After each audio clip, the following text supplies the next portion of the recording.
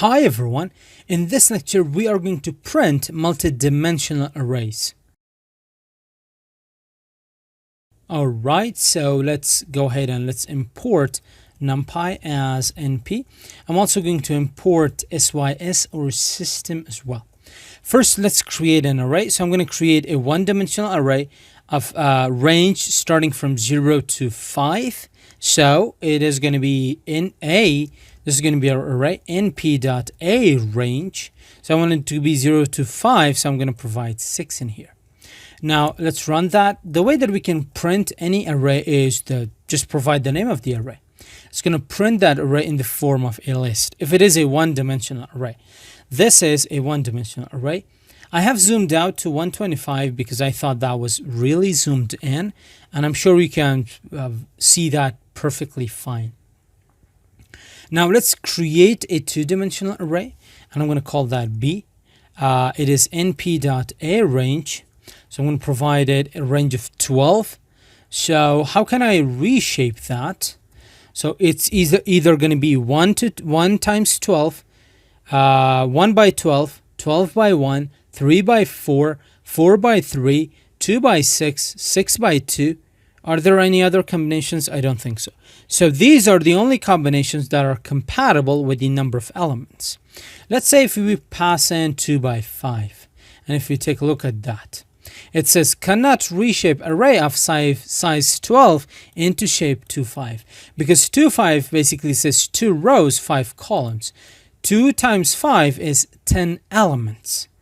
And here we have 12, so it cannot reshape it. So let's provide 4 into 3. And okay, that is 3. I don't know why I deleted that. Let's print the result on the screen as well. So this is a two-dimensional array. You can see there are 2 brackets, and it is a 4 by 3, so 4 rows and 3 columns. Let's create a 3D array. Using the reshape function, it can create a 3D array for us as well. I'm going to call it C.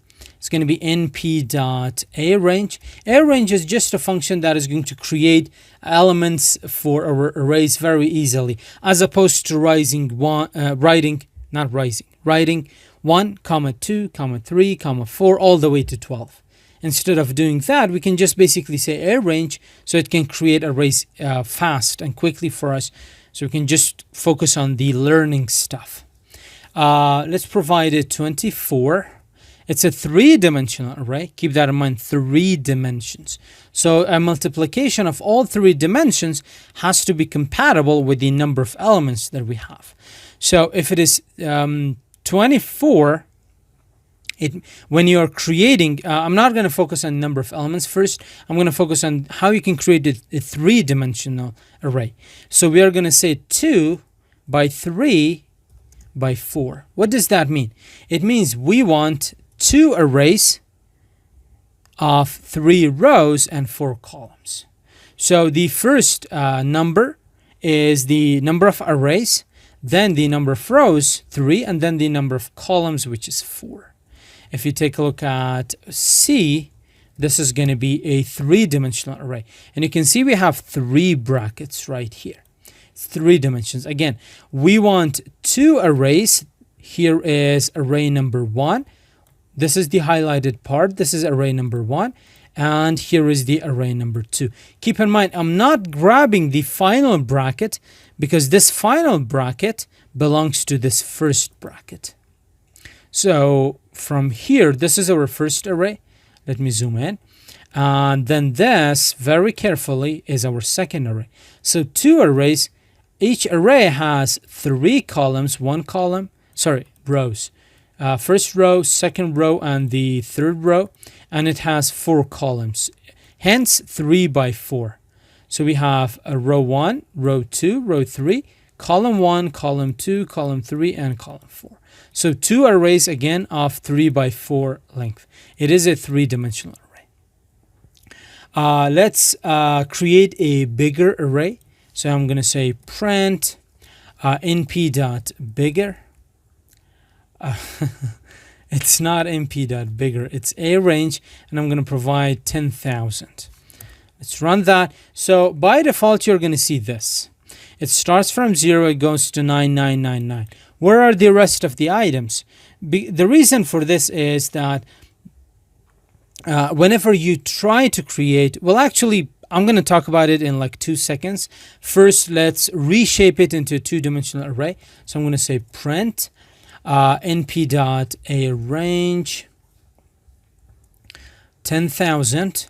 How can you reshape it into a 2x2 array? Is you just call the reshape method and you say I want 100 rows and 100 columns. So the multiplication of the number of columns and rows has to be compatible with the number of elements. 100 times 100, we have 10,000. So if I run this, you can see we got the same thing. We got 3 dots. This is the ellipses. In NumPy, these 3 dots, they're called ellipses, the ellipses. They basically signify all of the missing values in here, which could not be fit in here. Now, this is how arrays are formatted so they can be printed on the screen. The way that we can work with this is going to be that we need to provide a threshold. So I'm going to say NP, you need to change the print options. So I'm going to say for the NumPy, I'm going to set print options, and I'm going to grab the threshold. The threshold specifies the total number of array elements which trigger summarization. So what is the trigger point? It's 1, 2, 3. So whenever you have 3 points, 3 elements, whether column wise or row wise, it is going to trigger summarization. The threshold is going to basically say that the summarization should appear after the maximum size. Well, in other words, it should never appear. So I'm going to set it to maximum size. And if I run it now, it says max size is not defined. The reason for that is it is available. It is an attribute of the sys module that we have imported. So it is threshold sys.maxSize. Now, let's do this again. And if I run it, there we go. So this is a representation of a two-dimensional array of 100 rows and 100 columns. This is a representation. So this is like a gigantic, at the end of the day, it has how many dimensions? It has 2 dimensions. With this, our lecture comes to an end. See you in the next one.